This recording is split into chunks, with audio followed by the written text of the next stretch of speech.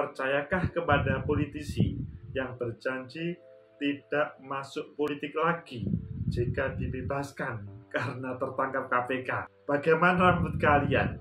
Percayakah kalian jika seseorang itu berjanji seperti itu, padahal pada waktu kemarin sangat garang? Menurut analisis saya,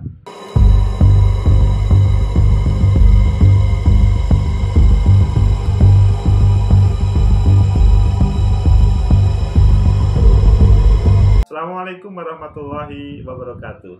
Salam sejahtera untuk kita semuanya, pecinta masa depan negeri. Dunia politik yang berhubungan dengan dunia hukum memang sedap-sedap manis.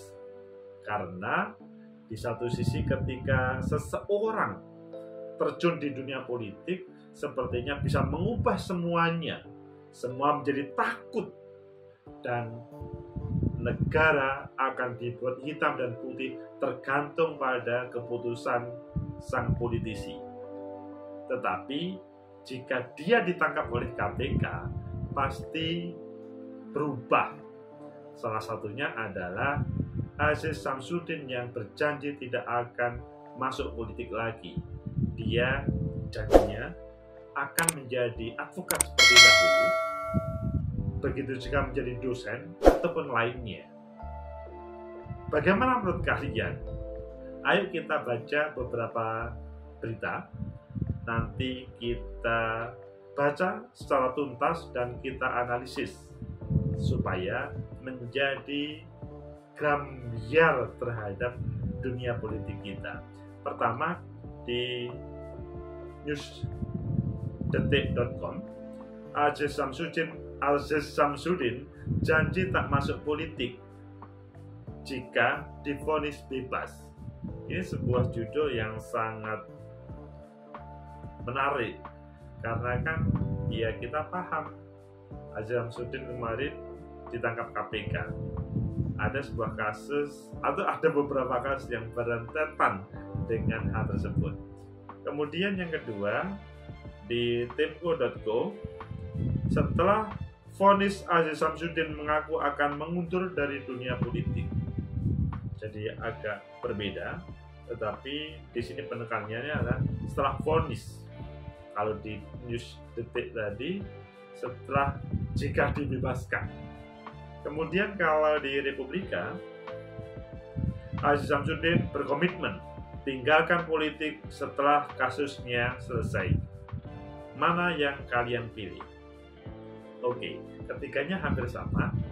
Kita pilih yang nomor 1, yaitu judulnya Aziz Syamsuddin tak masuk politik lagi jika divonis bebas. Jakarta, mantan Wakil Ketua DPR Aziz Syamsuddin meminta dibebaskan dari tuntutan Jaksa Penuntut Umum (JPU). Aziz membeberkan hal-hal yang dilakukan jika divonis bebas. Semoga keyakinan majelis hakim yang mulia dapat memutus perkara saya dengan membebaskan saya dari segala tuntutan dakwaan jaksa penuntut umum, kata Aziz saat membacakan pledoi di Pengadilan Negeri Jakarta Pusat. Aziz mengatakan dirinya akan lanjut menjalankan untuk hidupnya, ujian hidupnya, serta memperbaiki diri dan menjadi manusia berguna. Padahal sebetulnya ya kemarin lebih berguna lagi, karena menjadi anggota DPR itu tidak main-main ya. Dia menjadi wakil rakyat yang menyuarakan seluruh aspirasi rakyat dan akan menjadikan lebih sejahtera rakyat. Tetapi ini malah berbeda. Saya ingin menjadi manusia yang berguna bagi keluarga, bangsa, dan negara dengan mengedepankan azas agama yang saya anut. Itu setelah kalimat yang dia sampaikan, saya untuk mengintrospeksi dan memperbaiki diri sehingga saya menjadi Aziz Syamsuddin yang lebih baik tentunya. Ini kan kelihatan berbeda ya, padahal sekali lagi kalian pasti tahu menjadi anggota DPR itu pasti mempunyai lebih baik dibanding yang lain, tetapi ini karena tertangkap kasus KPK. Aziz menyebut dirinya akan tetap memperjuangkan hak-hak orang lain Selain itu dia mengatakan akan terus bekerja meski tak lagi menjadi anggota legislatif. Nah ini kan juga pengakuan bahwa akan tetap bekerja untuk rakyat, hak-hak orang lain. Seandainya di DPR pasti lebih banyak yang dikerjakan kalau dia amanah. Aziz Syamsuddin mengaku dirinya berkomitmen tidak kembali masuk ke dunia politik jika divonis bebas. Saya juga telah berdiskusi kepada keluarga saya, Bapak Hakim yang mulia, seandainya pada saat nanti jatuh vonis atau dilakukan suatu keputusan saya bebas, saya berkomitmen untuk tidak masuk ke dunia politik. Emangnya dunia politik itu jelek, negatif? Semua perubahan yang ada di negeri ini dari jalur politik kalau dalam koridor yang benar. Tapi kalau tidak benar, ya mungkin seperti yang terjadi. Ia menyebut dirinya memilih menjadi dosen. Dia juga mengaku akan kembali menjalankan profesinya sebagai advokat. Dosen dan advokat pun ya sama. Ada sebagian dosen yang agak nakal, tidak semuanya, mungkin sebagian kecil, bahkan mungkin sangat minim. Advokat pun juga ada yang agak nakal, meskipun bukan mayoritas, hanya sekecil.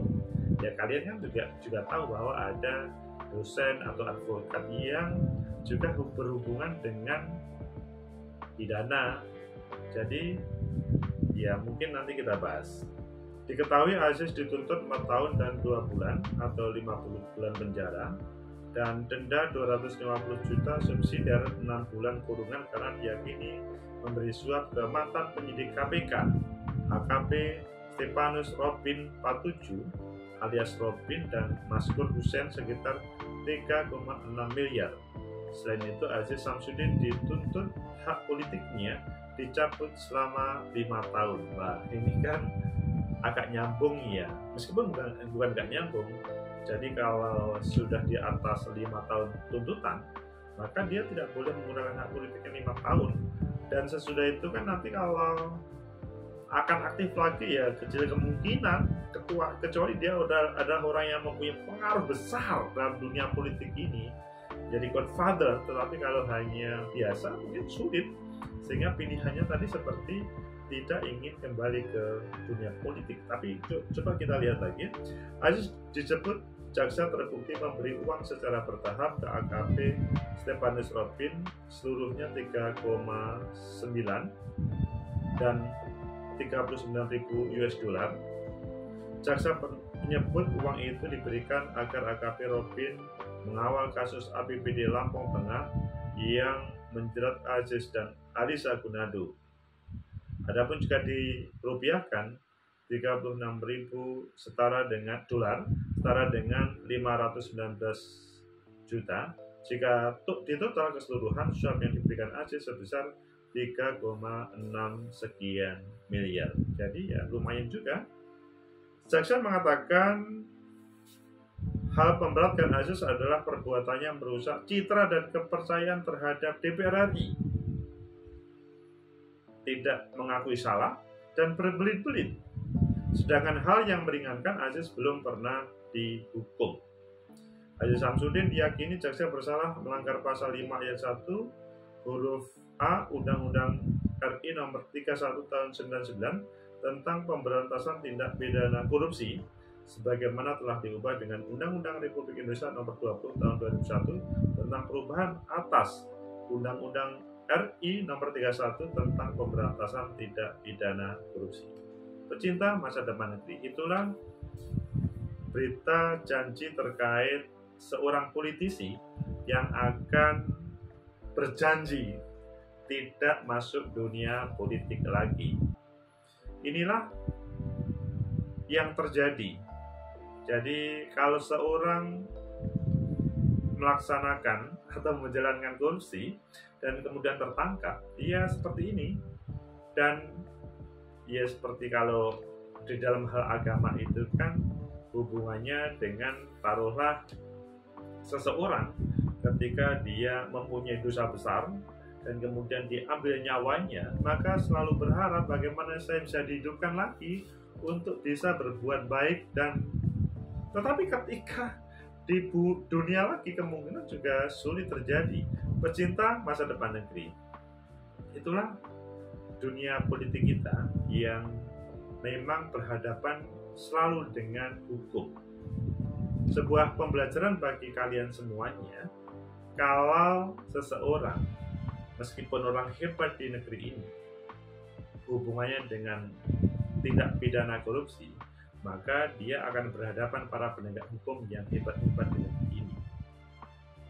Karena dia tidak akan ada yang bisa membantunya kecuali meyakinkan terhadap para penegak hukum bahwa dia tidak bersalah. Tetapi kalau memang dia bersalah dan mengatakan tidak bersalah, maka dalam bahasa jaksa penuntut umum tadi kan, oh ini kok berbelit-belit ya, ini kok begini-begini ya.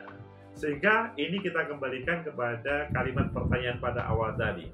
Mungkinkah seseorang kalau sudah terkena KPK itu juga mempunyai hal yang sama? Pecinta masa depan negeri, jadi kalau manusia sebagai makhluk yang pada dasarnya dia adalah hanif kepada hal yang fitri, ya, kepada ke dalam kebenaran, maka sebetulnya ketika melakukan hal yang salah itu dia merasakan yang salah. Begitu juga sebaliknya. Tetapi yang paling mendominasi adalah kekuasaan itu bisa menjadikan seseorang melakukan hal yang salah. Mungkinkah dia ketika memberikan 3,6 tadi itu tidak merasa bersalah? Jadi kalau dia tertangkap KPK, maka dia merasa bersalah. Seandainya tidak ditangkap KPK, maka tidak dianggap bersalah. Padahal kalau kita ngomong, kalau kita tarik, gaji wakil DPR itu sudah banyak. Kok ia masih bermain-main terkait dengan APBD, APBN yang lain, yang seharusnya dia menjadi orang yang seharusnya memperjuangkan rakyat. Jadi seorang manusia cenderung kepada hal yang sebenarnya bukan negatif sih. Manusia itu mempunyai salah satunya adalah ya keinginan-keinginan yang kalau tidak disadari ada aturan atau regulasi yang membatasinya, maka dia akan dimiliki semuanya. Di negeri ini seakan-akan akan dimiliki semuanya, tetapi kan sebagai makhluk sosial itu kan ada batasan-batasan yang itu adalah dibatasi oleh manusia yang lain ataupun negara. Pecinta masa depan negeri, sehingga dia berbuat yang lalim, negatif, jelek, yang seharusnya dia menjadi wakil rakyat memperjuangkan aspirasi rakyat, bahkan dia mengibuli rakyat. Meskipun ini tak semuanya ya, ini adalah kita ambil contoh Haji Samsudin yang melakukan perbuatan yang sangat celak. Sehingga mendasarkan pada hal tersebut, ketika seseorang berjanji dia tidak akan masuk politik lagi, ini adalah tamparan terhadap dunia politik, seakan akan politik itu jelek, negatif. Padahal politik itu bagus, positif, tergantung orangnya. Ingin menjadi dosen atau advokat itu sama dengan politisi, bagus juga. Tetapi kalau memang orangnya nakal, nanti menjadi advokat atau menjadi dosen juga nakal lagi, dan dia kemudian ditangkap KPK lagi, meskipun berbeda temanya, keuangannya, dikelolanya. Sehingga dimanapun seseorang itu mengabdi di negeri ini, sama, tergantung pada seseorang itu. Pengakuan terhadap kesalahan adalah dia mencoba tidak menyalahkan pada sebuah profesi itu hal yang negatif, profesi yang lain adalah hal yang positif. Semua sama, tergantung dia adalah mampu nggak memegang janji ketika dia disumpah, apakah sebagai wakil rakyat atau sebagai advokat atau sebagai dosen.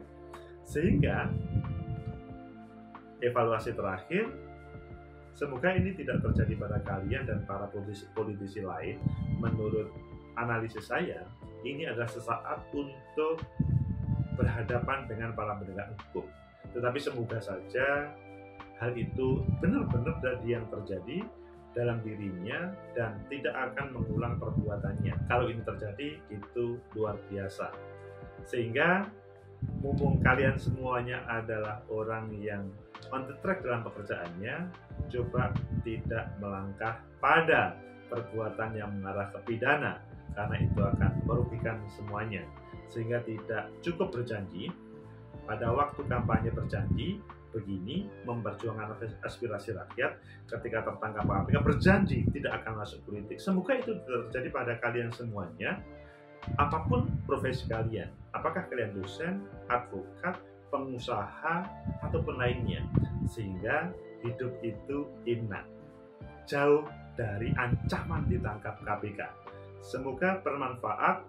Like, subscribe, comment, and share. Sampai jumpa.